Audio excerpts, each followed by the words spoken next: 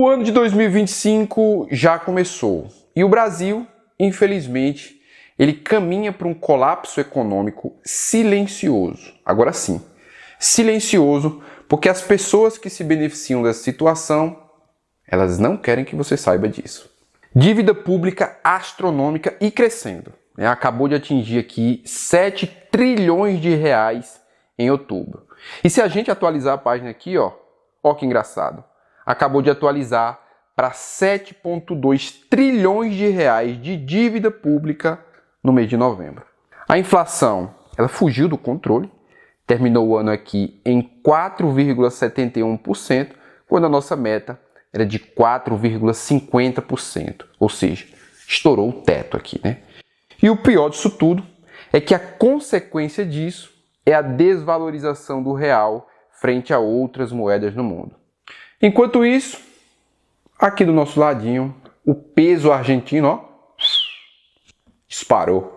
O peso argentino, ele se valorizou 44,2% aqui na comparação com uma cesta de outras moedas no mundo, e hoje ele lidera o ranking de moedas com melhor desempenho em 2024, enquanto o real, ele amarga o pior desempenho. Meu amigo, no fim das contas, política afeta diretamente o seu patrimônio. E é isso que eu quero que você entenda, meu querido. A economia do Brasil, ela está derretendo e o seu dinheiro e o meu estão indo junto. Então eu quero que você entenda de uma vez o que te espera em 2025 e quais as consequências disso no seu patrimônio. Vamos nessa? Vamos começar aqui pelo dólar, né? O dólar, ele subiu 27% em relação ao real nesse ano de 2024. Em termos reais, né, trazendo aqui para a minha linguagem, para a sua, em termos reais, isso representa mais de R$1 de aumento se comparado ao pior momento do real lá na crise do governo Dilma. Saída de dólar do Brasil é a terceira maior da série histórica. Os investidores gringos, eles estão tirando o dinheiro deles aqui do Brasil enquanto é tempo. E meu amigo, se eles estão tirando o dinheiro deles aqui, alguma coisa tem. Os investidores estrangeiros, eles são pelo menos 3 vezes mais bem informados do que o investidor médio aqui no Brasil. Então esse é um dos principais sinais que você precisa ficar atento, né, para você se mover se você não quiser ver o seu dinheiro se esfarelando.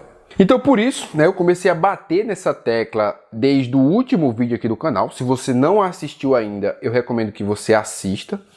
É muito importante que você esteja exposto em dólar nesse momento. E melhor do que você estar exposto em dólar é você fazer algum investimento em um ativo que esteja dolarizado, seja nos Estados Unidos ou pelo mundo, mas que esteja dolarizado, né? Então eu vim aqui no site do Mais Retorno e plotei algumas curvas aqui para a gente fazer uma comparação e ter uma ideia de rentabilidade. Essa curva em rosa aqui, é a curva do Bitcoin, que como você pode ver aqui, ela estava com uma valorização de 174,22% no dia 31 de dezembro de 2024. Essa valorização aqui é uma valorização acumulada do ano até o dia 31 de dezembro de 2024. Essa curva em vermelho é a curva do S&P 500, ou seja, o S&P 500 é uma cesta aí composta pelas 500 principais empresas dos Estados Unidos, é como se fosse o Ibovespa aqui no Brasil, né, que reúne as principais empresas listadas na nossa bolsa. O S&P 500 apresentou uma rentabilidade de 57,30% nessa data aqui do dia 31 de dezembro. E essa curva em lilás é a curva do dólar, que está com uma rentabilidade aqui de 25,83%. Então, para que você tenha uma ideia de comparação, esse outro gráfico aqui, são das curvas do Ibovespa, do IFIX e do S&P 500, só que estão todas em real, né? Para que seja possível uma comparação, eu coloquei aqui o S&P 500, que está aqui em BRL, que é a moeda real. Então, todos esses índices aqui, eles estão sendo comparados na moeda real.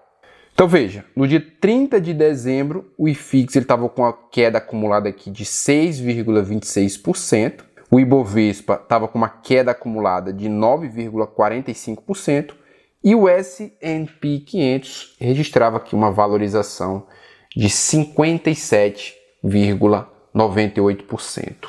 Não tem como não ter exposição em dólar, meu querido. Enquanto o real está despencando, o Bitcoin e os ativos em dólar lá fora estão indo muito bem. O meu próximo vídeo aqui no canal vai ser um vídeo falando sobre ETFs americanos.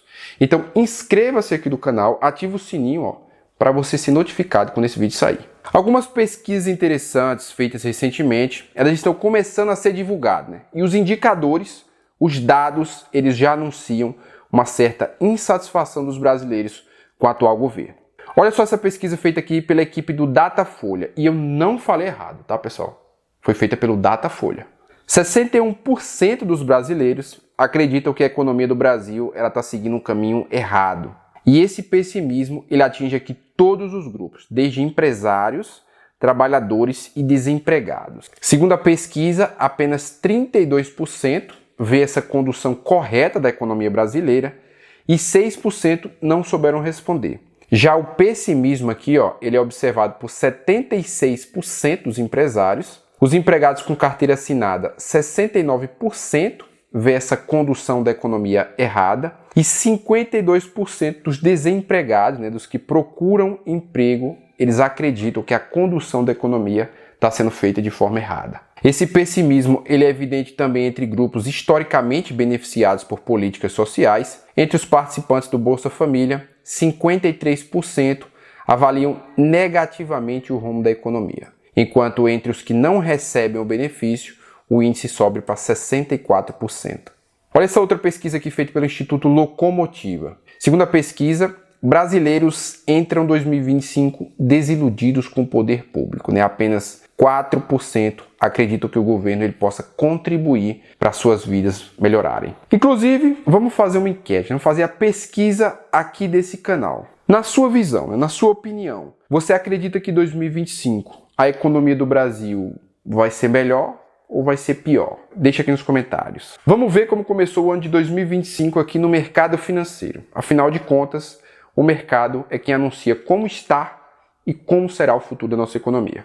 Os mercados começaram o ano bem estressados, O Ibovespa ele começa o ano no menor patamar dos últimos 6 meses e os motivos já são bem conhecidos. As incertezas aqui com relação à política fiscal do país e as dúvidas sobre a sustentabilidade da dívida pública são os principais causadores dessas quedas que a gente está vendo aí nas ações e nos fundos imobiliários. Os economistas, cada um tem o seu ponto de vista. Na maioria das vezes, eles divergem com relação às suas opiniões com relação à economia do Brasil.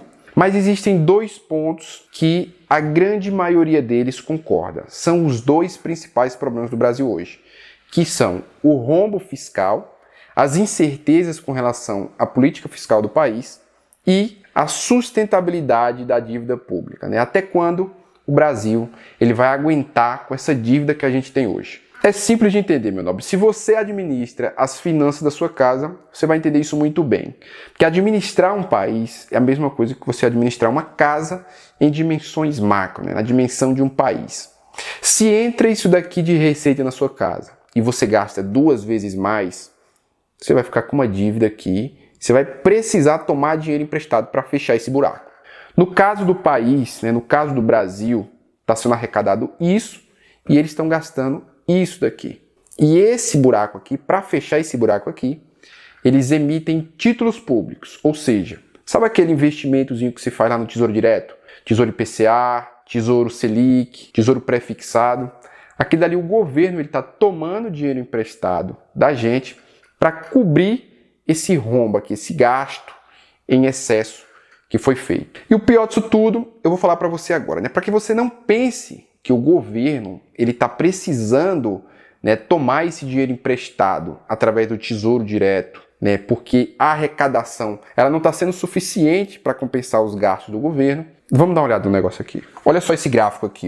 Só no mês de outubro de 2024 foram arrecadados aqui 247,9 bilhões de reais. Bilhões com B de bola. Esse valor aqui, ele é o maior de uma série histórica de arrecadação só dos meses de outubro dos últimos 30 anos. Então, cada uma coluna dessa daqui, é a arrecadação do governo de um mês, apenas no mês de outubro, de cada um desses anos aqui, Então, em outubro de 2024, foi feita a maior arrecadação do mês de outubro dos últimos 30 anos. Meu nobre, essa dívida do país ela está aumentando porque os gastos do governo eles estão aumentando uma proporção maior do que o aumento da arrecadação. Então, se os gastos eles permanecessem os mesmos aqui, como a arrecadação está subindo, ia chegar um momento onde o que é arrecadado ia ser gastado pelo governo, né? No entanto, embora a arrecadação ela esteja aumentando, os gastos estão aumentando numa proporção superior. E nisso, a conta não fecha. Existe uma métrica, um indicador, que ele é chamado de déficit nominal. Ele é basicamente a diferença entre todas as receitas arrecadadas menos todos os gastos feitos, incluindo aqui também nos gastos os juros da dívida. É simples de entender. É tudo que entra menos tudo que sai. O Brasil ele acabou de bater aqui um déficit de 1,1 trilhão de reais. Pelo 8º mês seguido, essa marca ela passou aqui de 1 trilhão de reais. Ela só havia passado dessa marca aqui de 1 trilhão de reais durante o período aqui da crise do C-19. Só que agora não estamos em uma crise sanitária. Olha isso aqui, ó. Só de juros que a gente está pagando dessa dívida nos últimos 12 meses foi 918 bilhões de reais. Os investidores gringos, eles já notaram que isso daqui é insustentável, pegaram o dinheiro dele, ó, caíram fora do país. E nós brasileiros, nós teremos o nosso futuro financeiro comprometido por gerações. Então nós percebemos que a dívida pública e o risco fiscal do Brasil são os dois principais problemas que a gente enfrenta hoje. E desses dois pontos de problemas se derivam vários outros. Um deles é o aumento do câmbio, ou seja, é o aumento do dólar, que traz como consequência uma elevação no preço dos produtos. Outros problemas são o aumento da inflação, uma elevação da taxa de juros do país e daí por diante um problema já começa a gerar outros problemas até que tudo fique insustentável. Mas se todos esses problemas eles nascem porque os gastos públicos eles estão passando dos limites, por que simplesmente não se reduz esses gastos? Isso acontece porque não há interesse por parte do governo. O pacote de corte de gastos que foi proposto por eles, ele simplesmente é insuficiente contra o déficit. Esse cenário ele fez também com que o risco do Brasil ele subisse para 205 pontos aqui nessa análise, nesse início de 2025. Foi a maior alta desde 2015. E aí, meu amigo, deu para prever qual será o cenário econômico nesse ano de 2025? Quando a gente olha aqui, ó, a gente vê que em 2024 o Brasil ele teve a terceira maior saída de dólar de uma série histórica. Mais de 15 bilhões de dólares saindo do país, e olhe que a gente não está em uma crise sanitária nesse momento, foi simplesmente causada apenas por dois fatores: o rombo fiscal e o excesso de gastos públicos. Então agora deu para entender o que os gringos estão vendo. Então é isso, rapaziada. Eu não queria estar trazendo esse tipo de informações aqui para vocês, mas infelizmente isso não depende de mim. Como aqui nesse canal a minha proposta é trabalhar com transparência sempre, então esse tipo de noticiário é o tipo de noticiário que eu estou acompanhando, que eu estou vendo, e eu preciso deixar vocês informados quanto a isso. Eu não quero causar nenhum tipo de pânico em vocês, nem fazer com que vocês tomem decisões erradas, né, decisões precipitadas com os investimentos de vocês. Porém, vocês precisam saber do que está acontecendo. Então é isso. O vídeo de hoje foi esse. Inscreva-se no canal, deixe o seu like se você gostou e até o próximo vídeo. Fui!